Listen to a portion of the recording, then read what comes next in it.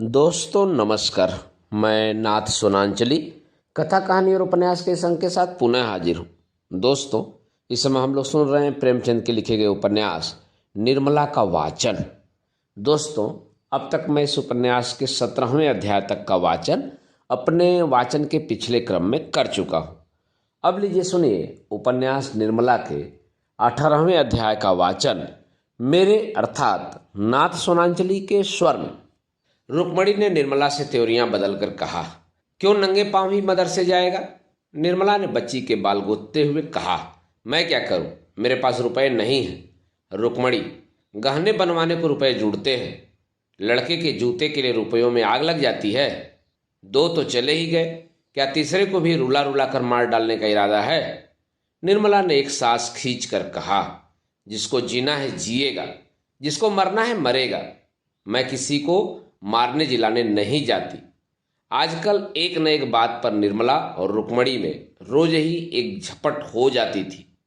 जब से गहने चोरी गए हैं, निर्मला का स्वभाव बिल्कुल बदल गया है। वह एक एक कौड़ी को दांत से पकड़ने लगी है। सियाराम रोते रोते चाहे जान दे दे, मगर उसे मिठाई के लिए पैसे नहीं मिलते, और वह बर्ताव कुछ सियाराम के ही साथ नहीं है। निर्मला स्वयं अपनी जरूरतों को टालती रहती है। धोती जब तक फटकर तार तार न हो जाए, नई धोती नहीं आती। महीनों सिर का तेल नहीं मंगाया जाता। पान खाने का उसे शौक था। अब कई कई दिन तक पानदान खाली पड़ा रहता है। यहाँ तक कि बच्चों के लिए दूध भी नहीं आता। नन्हे से शिशु का भविष्य विराट रूप धारण करके उसके विचार क्षेत्र में मंडराता रहता है। मुंशी जी ने अपने को संपूर्णतः निर्मला के हाथों में सौंप दिया है। उसके किसी काम में दखल नहीं देते। न जाने क्यों उससे कुछ दबे रहते हैं। वह अब बिना नागा कचहरी जाते हैं। इतनी मेहनत उन्होंने जवानी में भी न की थी। आंखें खराब हो गई हैं। डॉक्टर सिन्हा ने रात को लिखने पढ़ने की मुमानियत कर दी है।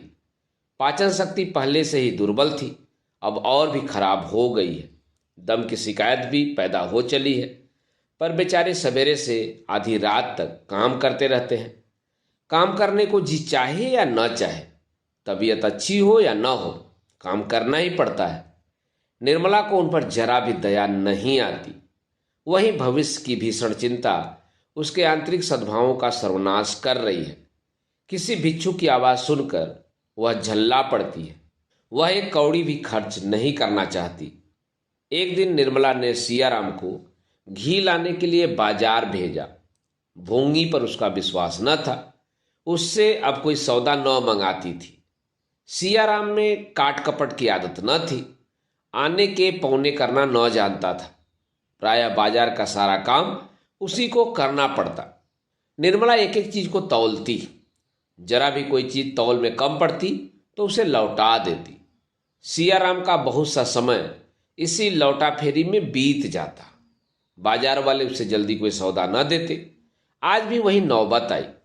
सियाराम अपने विचार से तो बहुत अच्छा घी कई दुकान देखकर लाया, लेकिन निर्मला ने उसे सूंघते ही कहा, घी खराब है, लौटाओ। सियाराम ने झुंझला कर कहा, इससे अच्छा घी बाजार में नहीं है, मैं सारी दुकानें देख कर लाया हूं। निर्मला, तो मैं झूठ कहती हूं?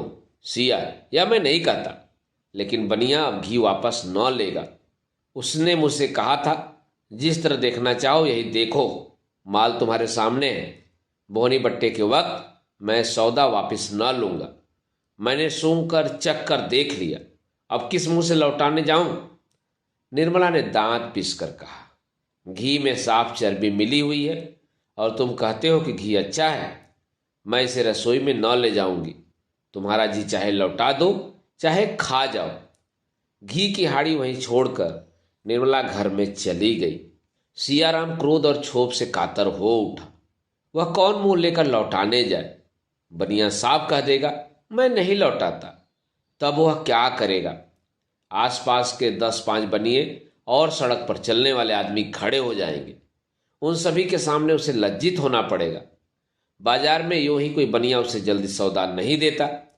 वह किसी दुकान पर खड़ा होने नहीं पाता। चारों ओर से उसी पर लताड़ पड़ेगी। उसने मन ही मन झुझला कर कहा, पड़ा रहे घी, मैं लौटाने न जाऊंगा। मातृविहीन बालक के समान दुखी दीन प्राणी संसार में दूसरा नहीं होता, और सारे दुख भूल जाते हैं। बालक को माता की याद कभी नहीं भूलती। सियाराम को इस समय माता की याद आई। अम्मा होती तो क्या आज मुझे यह सब सहना पड़ता। भैया भी चले गए, जियाराम भी चले गए, मैं ही अकेला यह विपत्ति सहने के लिए क्यों बच रहा। सियाराम की आंखों से आंसू की झड़ी लग गई। उसके शोक कातर कंठ से एक गहरे निश्वास के साथ मिले हुए शब्द निकल आए, अम्मा तुम मुझे क्यों भूल गई, क्यों मुझे नहीं बुला लेती। सहसा निर्मला फिर कमरे की तरफ आई। उसने समझा था सियाराम चला गया होगा। उसे बैठे देखा तो गुस्से से बोली, तुम अभी तक बैठे ही हो, आखिर खाना कब बनेगा। सियाराम ने आंखें पोंछ डाली, बोला, मुझे स्कूल जाने में देर हो जाएगी। निर्मला, एक दिन देर हो जाएगी तो कौन हरज है, यह भी तो घर का ही काम है। सिया, रोज तो यही धंधा लगा रहता है, कभी वक्त पर नहीं पहुंचता, घर पर भी पढ़ने का वक्त नहीं मिलता, कोई सौदा 2-4 बार लौटाए नहीं लिया जाता, डांट तो मुझ पर पड़ती है, शर्मिंदा तो मुझे होना पड़ता है, आपको क्या। निर्मला, हाँ मुझे क्या, मैं तो तुम्हारी दुश्मन ठहरी, अपना होता तब तो उसे दुख होता। मैं तो ईश्वर से मनाया करती हूँ कि तुम पढ़ लिख ना सको, मुझ में तो सारी बुराइयां ही बुराइयां हैं, तुम्हारा कोई कसूर नहीं। विमाता का नाम ही बुरा होता है। अपनी माँ विष भी खिलाए तो अमृत, मैं अमृत भी खिलाऊं तो विष है। तुम लोगों के कारण मिट्टी में मिल गई, रोते रोते उम्र कटी जाती है। मालूम ही न हुआ कि भगवान ने किस लिए जन्म दिया है, और तुम्हारी समझ में मैं विहार कर रही हूँ। तुम्हें सताने में मुझे मजा आ रहा है। भगवान भी नहीं पूछते कि सारी विपत्ति का अंत हो जाए। यह कहते कहते निर्मला की आंखें भर आई, अंदर चली गई। सियाराम उसको रोते देखकर सहम उठा। उसे ग्लानि तो नहीं आई, हाँ यह शंका हुई कि न जाने कौन सा दंड मिले। चुपके से हांडी उठा ली और घी लौटाने चला, इस तरह जैसे कोई कुत्ता किसी नए गांव में जाता है। उसी कुत्ते की भांति उसकी मनोगत वेदना उसके एक एक भाग से प्रकट हो रही थी। उसे देखकर साधारण बुद्धि का मनुष्य भी अनुमान कर सकता है कि यह अनाथ है। सियाराम ज्यों ज्यों आगे बढ़ता था, आने वाले संग्राम के भय से उसकी हृदय गति बढ़ती जाती थी। उसने निश्चय किया, बनिए ने घी न लौटाया तो वह घी वहीं छोड़कर चला आएगा। झक मारकर बनिया आप ही बुलावेगा। बनिए को डांटने के लिए भी उसने शब्द सोच लिया। वह कहेगा, क्यों साजी, आंखों में धूल झोंकते हो, दिखाते हो चोखा माल और देते हो रद्दी माल। पर यह निश्चय करने पर भी उसके पैर आगे बहुत धीरे धीरे उठते थे। वह यह न चाहता था कि बनिया उसे आता हुआ देखे।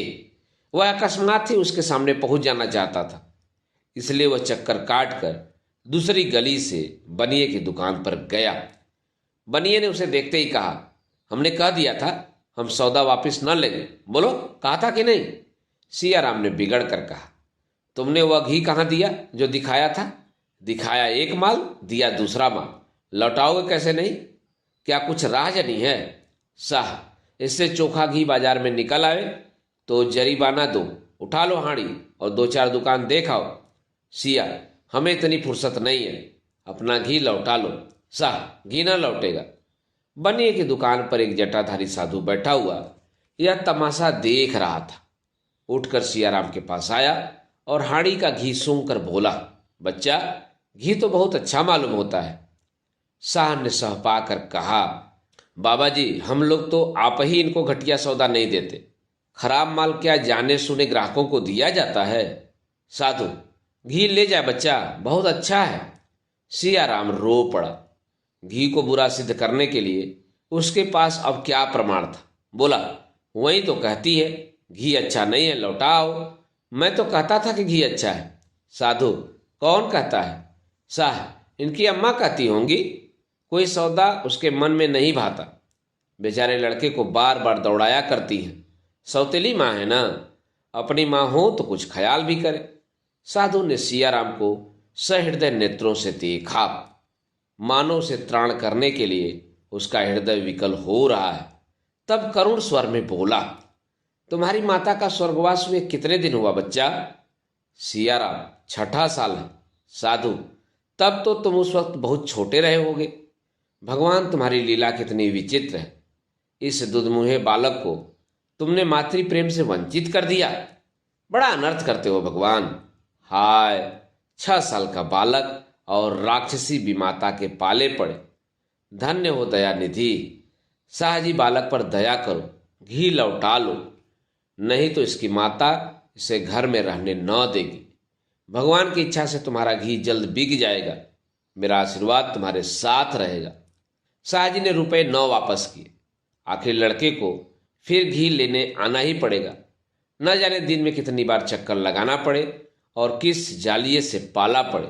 उसकी दुकान में जो भी घी सबसे अच्छा था वह उसने सियाराम को दिया। सियाराम दिल में सोच रहा था, बाबा जी कितने दयालु हैं। इन्होंने न सिफारिश की होती तो शाहजी क्यों अच्छा घी देते। सियाराम घी लेकर चला तो बाबा जी भी उसके साथ हो लिए। रास्ते में मीठी मीठी बातें करने लगे। बच्चा, मेरी माता भी मुझे 3 साल का छोड़कर परलोक सिधारी थी। तभी से मातृविहीन बालकों को देखता हूं तो मेरा हृदय फटने लगता है। सियाराम ने पूछा, आपकी पिताजी ने भी दूसरा विवाह कर लिया था? साधु, हाँ बच्चा, नहीं तो आज साधु क्यों होता। पहले तो पिताजी विवाह न करते थे, मुझे बहुत प्यार करते थे। फिर न जाने क्यों मन बदल दिया, विवाह कर लिया। साधु हूं, कटु वचन मुंह से नहीं निकालना चाहिए, पर मेरी विमाता जितनी ही सुंदरी थी उतनी ही कठोर थी। मुझे दिन दिन भर खाने को न देती, रोता तो मारती। पिताजी की आंखें भी फिर गईं, उन्हें मेरी सूरत से घृणा होने लगी। मेरा रोना सुनकर मुझे पीटने लगते। अंत को मैं एक दिन घर से निकल खड़ा हुआ। सियाराम के मन में भी घर से निकल भागने का विचार कई बार हुआ था। इस समय भी उसके मन में यही विचार उठ रहा था। बड़ी उत्सुकता से बोला, घर से निकलकर आप कहाँ गए? बाबा जी ने हंसकर कहा, उसी दिन मेरे सारे कष्टों का अंत हो गया। जिस दिन घर के मोह बंधन से छूटा और भय मन से निकला, उसी दिन मानो मेरा उद्धार हो गया। दिन भर तो मैं एक पुल के नीचे बैठा रहा। संध्या समय मुझे एक महात्मा मिल गए। उनका नाम स्वामी परमानंद जी था। वे बाल ब्रह्मचारी थे। मुझ पर उन्होंने दया की और अपने साथ रख लिया। उनके साथ मैं देश देशांतरों में घूमने लगा। वह बड़े अच्छे योगी थे। मुझे भी उन्होंने योग विद्या सिखाई। अब तो मेरे को इतना अभ्यास हो गया है कि जब इच्छा होती है माता जी के दर्शन कर लेता हूँ, उनसे बातें कर लेता हूँ। सियाराम ने विस्फारित नेत्रों से देखकर पूछा, आपकी माता जी का तो देहांत हो चुका है। साधु, तो क्या हुआ बच्चा? योग विद्या में यह शक्ति है कि जिस मृत आत्मा को चाहो भुला लो। सियाराम, मैं योग विद्या सीख लूं तो मुझे भी माता जी के दर्शन होंगे? साधु, अवश्य। अभ्यास से सब कुछ हो सकता है। हाँ, योग्य गुरु चाहिए। योग से बड़ी बड़ी सिद्धियां प्राप्त होती हैं। जितना धन चाहो पल मात्र में मंगा सकते हो। कैसी ही बीमारी हो उसकी औषधि बता सकते हो। सियाराम, आपका स्थान कहाँ है? साधु, बच्चा, मेरे को स्थान की कमी नहीं है। देश देशांतरों में रमता फिरता हूं। अच्छा बच्चा, अब तुम जाओ, मैं जरा स्नान ध्यान करने जाऊंगा। सिया, चलिए मैं भी उसी तरफ चलता हूं। आपके दर्शनों से जी नहीं भरा। साधु, नहीं बच्चा, तुम्हें पाठशाला जाने को देर हो रही है। सिया, फिर आपके दर्शन कब होंगे? साधु, कभी आ जाऊंगा बच्चा। तुम्हारा घर कहाँ है? सियाराम प्रसन्न होकर बोला, चलिएगा मेरे घर, बहुत नजदीक है, आपकी बड़ी कृपा होगी। सियाराम कदम बढ़ाकर आगे आगे चलने लगा। इतना प्रसन्न था मानो सोने की गठरी लिए जाता हो। घर के सामने पहुंचकर बोला, आइए बैठिए कुछ देर। साधु, नहीं बच्चा, बैठूंगा नहीं, फिर कल परसों किसी समय आ जाऊंगा। यही तुम्हारा घर है? सिया, कल किस वक्त आइएगा?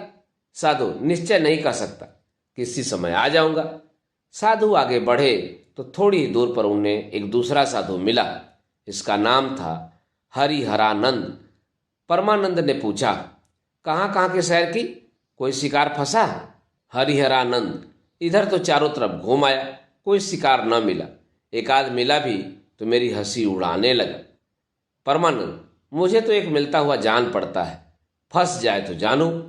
हरिहरानंद, तुम यूं ही कहा करते हो, जो आता है 2-1 दिन के बाद निकल भागता है। परमानंद अब की 9 भागेगा, देख लेना। इसकी माँ मर गई है, बाप ने दूसरा विवाह कर लिया है, माँ भी सताया करती है, घर से उबा हुआ है। हरिहरानंद, हाँ यह मामला है तो अवश्य फंसेगा। लासा लगा दिया है ना? परमानंद, खूब अच्छी तरह। यही तरकीब सबसे अच्छी है। पहले इसका पता लगा लेना होगा कि मोहल्ले में किन किन घरों में विमाताएं हैं, उन्हीं घरों में फंदा डालना चाहिए। निर्मला ने बिगड़ कर पूछा, इतनी देर कहाँ लगाई? सियाराम ने ढिठाई से कहा, रास्ते में एक जगह सो गया था।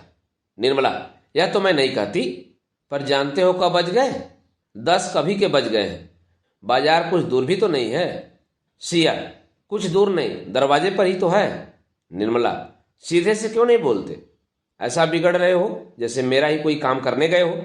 सिया, तो आप व्यर्थ की बकवास क्यों करती हैं? लिया हुआ सौदा लौटाना क्या आसान काम है? बनियों से घंटे हुज्जत करनी पड़ती है। वह तो कहो कि एक बाबा जी ने कहा सुनकर फिरवा दिया, नहीं तो किसी तरह न फेरता। रास्ते में 1 मिनट भी कहीं नहीं रुका, सीधा चला आता हूँ। घी के लिए गए गए तुम 11 बजे लौटे हो, लकड़ी के लिए जाओगे तो सांझ ही कर दोगे। तुम्हारे बाबूजी बिना खाए ही चले गए। तुम्हें इतनी देर लगाना था तो पहले ही क्यों न कह दिया? लकड़ी के लिए जाते हो? सियाराम अब अपने आप को न संभाल सका, झल्ला कर बोला, लकड़ी किसी और से मंगाइएगा, मुझे स्कूल जाने की देर हो रही है। निर्मला, खाना न खाओगे? सिया, न खाऊंगा। निर्मला, मैं खाना बनाने को तैयार हूँ, हाँ लकड़ी लाने को नहीं जा सकती। सिया, भूंगी को क्यों नहीं भेजती? निर्मला, भूंगी का लाया सौदा क्या तुमने कभी देखा नहीं है? सिया, तो मैं भी इस वक्त न जाऊंगा। निर्मला, फिर मुझे दोष न देना। सियाराम कई दिनों से स्कूल नहीं गया था। बाजार हाट के मारे उसे किताबें देखने का समय ही न मिलता था। स्कूल जाकर झिड़कियां खाने, बेंच पर खड़े होने या ऊंची टोपी देने के सिवा और क्या मिलता? वह घर से किताबें लेकर चलता, पर शहर के बाहर जाकर किसी वृक्ष की छांव में बैठा रहता या पलटनों की कयावत देखता। 3 बजे घर लौट आता। आज भी वह घर से चला, लेकिन बैठने में उसका जी न लगा। उस पर आते अलग जल रही थी। हाँ, अब उसे रोटियों के भी लाले पड़ गए। 10 बजे क्या खाना न बन सकता था? माना कि बाबूजी चले गए थे, क्या मेरे लिए घर में 2-4 पैसे भी न थे? अम्मा होती तो क्या इस तरह बिना खाए पिए मुझे आने देती? मेरा अब कोई नहीं रहा। सियाराम का मन बाबाजी के दर्शनों के लिए व्याकुल हो उठा। उसने सोचा, इस वक्त वह कहाँ मिलेंगे, कहाँ चलकर देखूं? उनकी मनोहर वाणी, उनकी उत्साहप्रद सांत्वना उसके मन को खींचने लगी। उसने आतुर होकर कहा, मैं उनके साथ ही क्यों न चला गया? घर पर मेरे लिए क्या रखा था? वह आज यहाँ से चला तो घर न जाकर सीधा घी वाले शाह जी की दुकान पर गया। शायद बाबा जी से वहां मुलाकात हो जाए, पर वहां बाबा जी न थे। बड़ी देर तक खड़ा खड़ा लौट आया। घर आकर बैठा ही था कि निर्मला ने आकर कहा, आज कहाँ देर लगाई? सवेरे खाना नहीं बना, क्या इस वक्त भी उपवास होगा? जाकर बाजार से कोई तरकारी लाओ। सियाराम ने झल्ला कर कहा, दिन भर का भूखा चला आता हूं, कुछ खाने पीने तक को तो नहीं लाई, ऊपर से बाजार जाने का हुक्म दे दिया। मैं नहीं जाता बाजार, किसी का नौकर नहीं हूं। आखिर रोटियां ही तो खिलाती हो या कुछ और? ऐसी रोटियां जहां मेहनत करूंगा वहां मिल जाएंगी।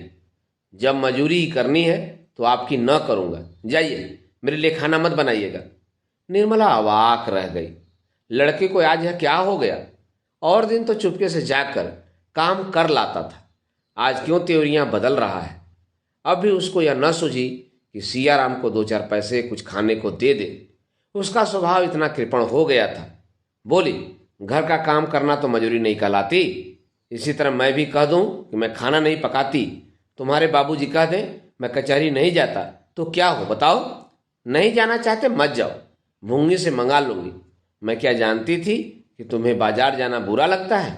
नहीं तो बला से पैसे की चीज धेले से आती, तुम्हें न भेजती। लो, आज से कान पकड़ती हूं। सियाराम दिल में कुछ लज्जित तो हुआ, पर बाजार न गया। उसका ध्यान बाबा जी की ओर लगा हुआ था। अपने सारे दुखों का अंत और जीवन की सारी आशाएं उसे अब बाबा जी के आशीर्वाद में मालूम होती थी। उन्हीं की शरण जाकर उसका यह आधारित जीवन सार्थक होगा। सूर्यास्त के समय वह अधीर हो गया। सारा बाजार छान मारा, लेकिन बाबा जी का कहीं पता न मिला। दिन भर का भूखा प्यासा वह अबोध बालक दुखते हुए दिल को हाथों से दबाए आशा और भय की मूर्ति बना हुआ दुकानों, गलियों और मंदिरों में उस आशय को खोजता फिरता था जिसके बिना उसे अपना जीवन दुस्सह हो रहा था। एक बार एक मंदिर के सामने उसे कोई साधु खड़ा दिखाई दिया। उसने समझा वही है। हर्षोल्लास से वह फूट पड़ा, दौड़ा और जाकर साधु के पास खड़ा हो गया, पर यह कोई और ही महात्मा थे। निराश होकर आगे बढ़ गया। धीरे धीरे सड़कों पर सन्नाटा छा गया। घरों के द्वार बंद होने लगे। सड़क की पटरियों पर और गलियों में बसखटे या बोरे बिछा बिछा कर भारत की प्रजा सुख निद्रा में मग्न होने लगी। लेकिन सियाराम घर न लौटा। उस घर से उसका दिल फट गया था, जहाँ किसी को उससे प्रेम न था, जहाँ वह किसी पराश्रित की भांति पड़ा हुआ था, केवल इसलिए कि उसे और कहीं शरण नहीं थी। इस वक्त भी उसके घर न जाने की किसे चिंता होगी। बाबूजी भोजन करके लेटे होंगे, अम्मा जी भी आराम करने जा रही होंगी। किसी ने मेरे कमरे की ओर झांक कर भी नहीं देखा होगा। हाँ, बुआ जी घबरा रही होंगी, वहीं अभी तक मेरी राह देखती होंगी। जब तक मैं न जाऊंगा भोजन न करेंगी। रुक्मणी की याद आते ही सियाराम घर की ओर चला। वह अगर और कुछ न कर सकती तो कम से कम उसे गोद में चिमटा कर रोती तो थी। उसके बाहर से आने पर हाथ मुंह धोने के लिए पानी तो रख देती थी। संसार में सभी बालक दूध की कुल्लियां नहीं करते, सभी सोने के कौर नहीं खाते, कितनों को पेट भर भोजन नहीं मिलता, पर घर से विरक्त वही होते हैं जो मातृ स्नेह से वंचित है। सियाराम घर की ओर चला ही था कि सहसा बाबा परमानंद एक गली से आते दिखाई दिए। सियाराम ने जाकर उनका हाथ पकड़ लिया। परमानंद ने चौंक कर पूछा, बच्चा तुम यहाँ कहाँ? सियाराम ने बात बनाकर कहा, एक दोस्त से मिलने आया था। आपका स्थान यहाँ से कितनी दूर है? परमानंद, हम लोग तो आज यहाँ से जा रहे हैं बच्चा, हरिद्वार की यात्रा है। सियाराम ने हतोत्साहित होकर कहा, क्या आज ही चले जाइएगा? परमानंद, हाँ बच्चा, अब लौट कर आऊंगा तो दर्शन दूंगा। सियाराम ने कातर कंठ से कहा, लौट कर? परमानंद, जल्द ही आऊंगा बच्चा। सियाराम ने दीन भाव से कहा, मैं भी आपके साथ चलूंगा। परमानंद, मेरे साथ तुम्हारे घर के लोग जाने देंगे? सियाराम, घर के लोगों को मेरी क्या परवाह है। इसके आगे सियाराम और कुछ न कह सका। उसके अश्रुपूरित नेत्रों ने उसकी करुण गाथा उसे कहीं विस्तार के साथ सुना दी, जितनी उसकी वाणी नहीं कर सकती थी। परमानंद ने बालक को कंठ से लगाकर कहा, अच्छा बच्चा, तेरी इच्छा है तो चल। साधु संतों की संगति का भी आनंद उठा। भगवान की इच्छा होगी तो तेरी इच्छा पूरी होगी। दाने पर मड़राता हुआ पक्षी अंत में दाने पर गिर पड़ा। उसके जीवन का अंत पिंजरे में होगा या व्याध की छुरी के तले, यह कौन जानता है। दोस्तों, अभी आप सुन रहे थे उपन्यास निर्मला के 18वें अध्याय का वाचन मेरे अर्थात नाथ सोनांचली के स्वर में। दोस्तों, इस उपन्यास के आगे के भागों का वाचन आप मेरे वाचन के अगले क्रम में सुन सकते हैं, तो जुड़े रहिए कथा कहानी और उपन्यास के साथ। धन्यवाद। नमस्कार।